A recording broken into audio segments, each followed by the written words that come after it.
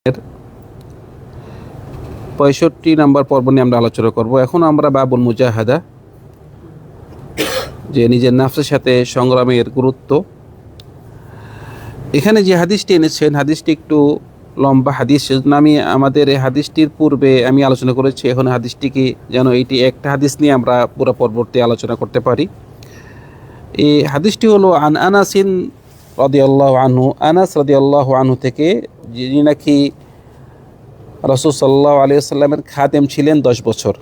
ওই আনাস রাদিয়াল্লাহু আনহু থেকে হাদিসটি, তিনি বলতেছেন যে গাবা আম্মি আনাস ইবনু নাদর রাদিয়াল্লাহু আনহু আন কিতালি বদর। আনাস রাদিয়াল্লাহু আনহুর এক চাচা আছে, ওই চাচার নাম কি? আনাস। আনাসের চাচার নাম আনাস। উনিও সাহাবী, কিন্তু ওই সাহাবী উনি বলতেছেন যে তিনি বদরের যুদ্ধতে উপস্থিত ছিলেন না। বদরের যুদ্ধতে উপস্থিত ছিলেন না। তো বদরের যুদ্ধে আসলে শুধু আনাস না, আরও অনেক সাহাবী কি ছিলেন না, উপস্থিত ছিলেন না। কারণ বদরের যুদ্ধটি কোনো প্ল্যান করে হয়নি। মানে রাসূলুল্লাহ সাল্লাল্লাহু আলাইহি ওয়াসাল্লাম মানে এভাবে নয় যে আমি যুদ্ধ করতে যাচ্ছি, এভাবে হয়নি। এটি উনি গেছিল কি, মুশরিকিনদের একটি কাফেলা ছিল, একটি দল ছিল ওর ব্যবসায়, ওই ব্যবসায়ী দলটাকে ধরতে গেছিল। তো সেখানে যাই যেই মানে এক গল্প আছে, মানে সেখানে যে যুদ্ধ হয়ে গিয়েছে, মানে প্রস্তুত ছাড়া যুদ্ধ বদরের যুদ্ধটি, সেজন্য অনেক সাহাবা যাইতে পারেনি। তো আনাস রাদিয়াল্লাহু আনহু, রাসূল সাল্লাল্লাহু আলাইহি ওয়াসাল্লামের যে মানে আনাস রাদিয়াল্লাহু আনহু চাচা, উনি আনাস, তিনি কি বদরের যুদ্ধতে অংশগ্রহণ করতে পারেনি। তো ওই আনাস রাদিয়াল্লাহু আনহু চাচা রাসূল সাল্লাল্লাহু আলাইহি ওয়াসাল্লামকে বলতেছেন, ইয়া রাসূলুল্লাহ, গিবতু আন আউয়ালি কিতালিন কাতালতাল মুশরিকিন। আমি, আপনি যেই যুদ্ধটি প্রথম যুদ্ধ করেছেন মুশরিকিনদের বিরুদ্ধে, আমি সেই যুদ্ধতে যেতে পারিনি। লাইনিল্লাহু আশহাদানি কিতালাল মুশরিকিন লা ইয়ারায়ান্নাল্লাহু মা আসনা।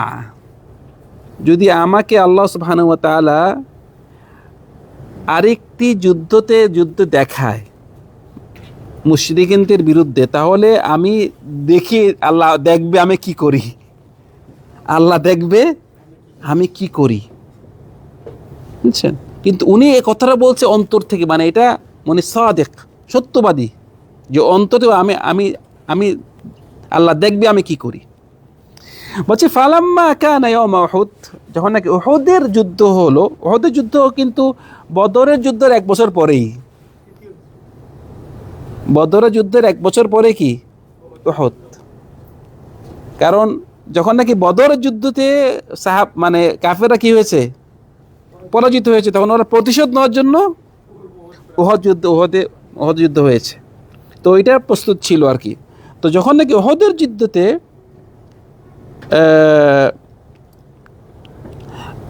বলতেছে ফালাম্মা কানা ইয়াউম উহুদ ইনকাশাফাল মুসলিম, যখন নাকি উহুদের যুদ্ধের সময় মুসলিমরা যখন পরাজয় হলো, মুসলিমরা কি হলো, কারণ মুসলিমটা আসলে তো জিতে গিয়েছিলই। কারণ রাসূল সাল্লাল্লাহু আলাইহি ওয়াসাল্লাম কি করেছে, কিছু কিছু সাহাবাদেরকে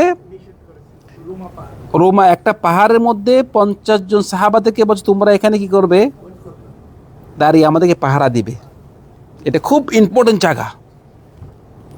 আমরা জিতি আর হারি, জিতলেও তোমরা থাকবা, হারলেও কি থাকবা। কিন্তু যখন নাকি মুসলিমরা জিতে গিয়েছে, তখন সাহাবারা বলল আমরা তো জিতে গিয়েছি, আর কি। দেখলো যে কাফেররা সব পালিয়ে গিয়েছে। এখন ওরা বললো তো রাসূলুল্লাহ বলেছে, কিন্তু আমরা তো জিতে গিয়েছি, আর কি।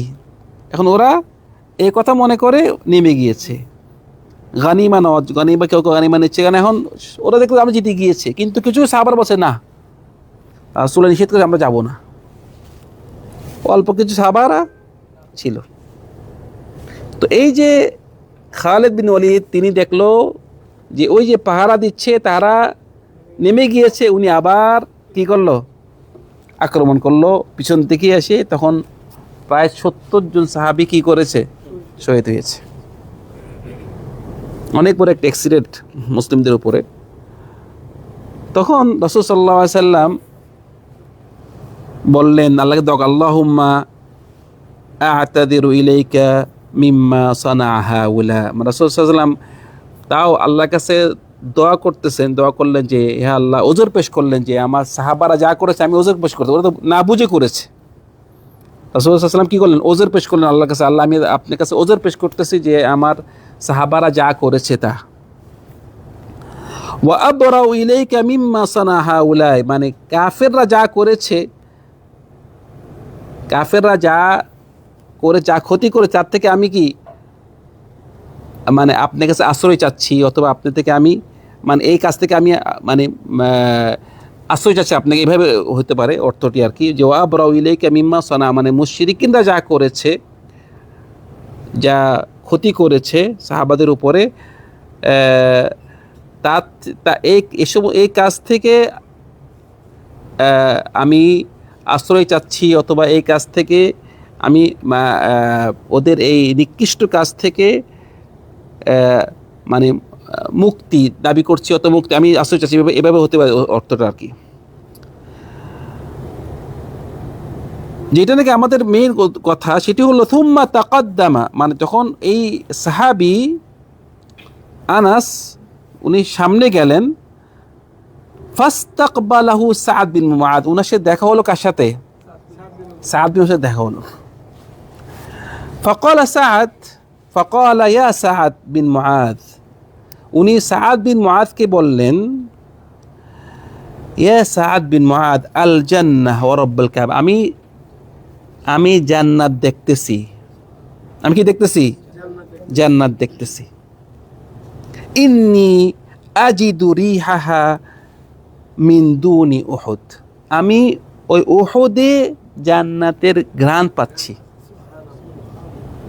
এটা কিন্তু সত্য, এটা হলো ওনার একটা কারামাত। এটা কি কারামাত, আমরা যে বলি মানে কেরামত বলি বাংলাতে আর কি, কেরামত মানে কেরামতটা এটা কিন্তু সত্য। আহলে সুন্নাহ ওয়াল জামাত আকীদা, এটা কেরামতটা কি সত্য। এটা কিন্তু যারা নাকি আল্লাহর খাঁটি মুমিন তাদের জন্য হয়ে থাকে। এটা কিন্তু বর্তমানে সমাজে কেরামত নিয়ে একজন করে খুব বেশি বাড়াবাড়ি, আরেকজন কি একদম ছেড়ে দেয়। কিন্তু আমরা হলাম মধ্যমপন্থী। কেরামতটি যারা নাকি আবার দেখা যায় ভণ্ড, সব কিছু কেরামত, নামাজ পড়া না আমাদের কেরামত হইল।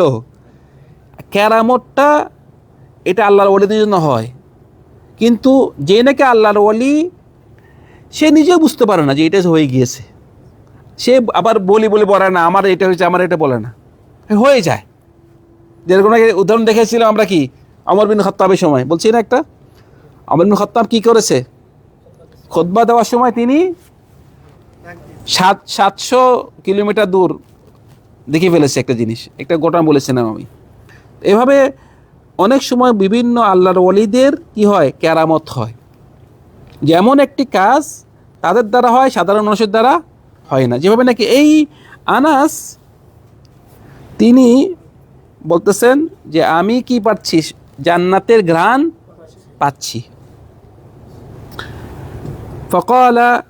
قال سعد فما استطعت يا رسول الله ما صنع, মানে এই আনাস পরে দিয়ে যুদ্ধের ময়দানে যা করেছে, কাফের দেশে যা করেছে, যা শক্তি দেখেছে, এটা আমরা পাই নাই। সাদ বিন মুআদও কিন্তু অনেক বড় সাহাবী।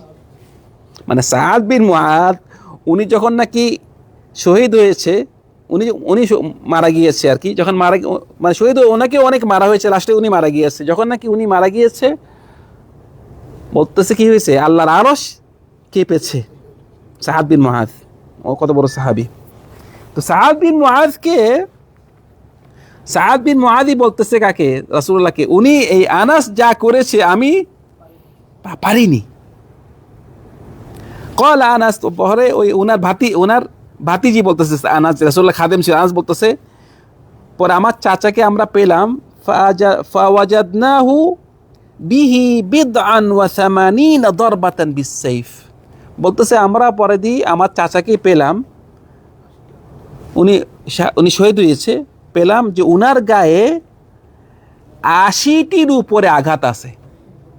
কয়টার উপরে আঘাত? 80র উপরে আঘাত। কোনো কোনো আঘাত হয়তো তরোয়াল দিয়ে, কোনো কোনো আঘাত বড়শি দিয়ে, কোনো কোনো আঘাত তীর দিয়ে, মানে আঘাতের পর আঘাত। তাও উনি মানে যতটুক উনার জান, উনার ভিতরে উনার রোহ ছিল, উনি কি করেছে? যুদ্ধ করে গিয়েছে। ওয়াজাদনাহু কাদ কুতিল, মানে একদম উনি লাস্ট শহীদ হয়ে মারা গিয়েছেন। ওমাসসালা বিহিল মুশরিকুন, এবং যারা নাকি মুশরিক তারা দেখলো যে এই লোকটা এত ক্ষতি করেছে মুসলিমদেরকে, ওনাকে যখন মারতে পেরেছে ওরা জিদে উনার কান, নাক, চোখ সব উঠে ফেলেছে এবং উনাকে চিনা যাচ্ছে না। আর এটা যে উনি চিনা যাচ্ছে না, বলছে ওমাসসালা বিহিল মুশরিকুনা ফামা আরাফাহু আহাদুন ইল্লা উখতুহু বিবানানিহি, একমাত্র উনার বোন উনাকে চিনতে পেরেছে, কেউ চিনতে পারেনি। উনার হাত দেখে উনার বোন চিনতে পেরেছে। ক্বালা আনাস কুন্না নারা আও নাযুন্নু আন্না হাযিহিল আয়া নাযালাত ফীহি ওয়া ফী আশবাহিহি, আমরা মনে করতাম যে এই যে আমার চাচা, উনি এবং উনার মতো যেসব সাহাবী শহীদ হয়েছে তাদের জন্য এই আয়াতটি নাজিল হয়েছে যে মিনাল মুমিনিনা রিজালুন সাদাকু মা আহাদুল্লাহ আলাইহি, যে কিছু কিছু মুমিনদের মধ্যে কিছু কিছু মুমিন আছে যারা নাকি যা যা ওয়াদা করেছে তা পালন করেছে। যা ওয়াদা করে আল্লাহর সাথে কি উনি কি সত্যবাদী ছিল, পালন করেছে। একটা উদাহরণ এটি, এবং আরেকটা উদাহরণ আরও অনেক আছে সাহাবাদের সাথে, যেরকম নাকি আরেকজন সাহাবী আছে মুসআব বিন উমাইর, কত বড় সাহাবী ছিলেন এবং এত পয়সাওয়ালা ছিল। উনি যখন নাকি ইসলাম গ্রহণ করেছে, উনার মা উনাকে কি উনার সব সম্পদ থেকে বঞ্চিত করে দিয়েছে।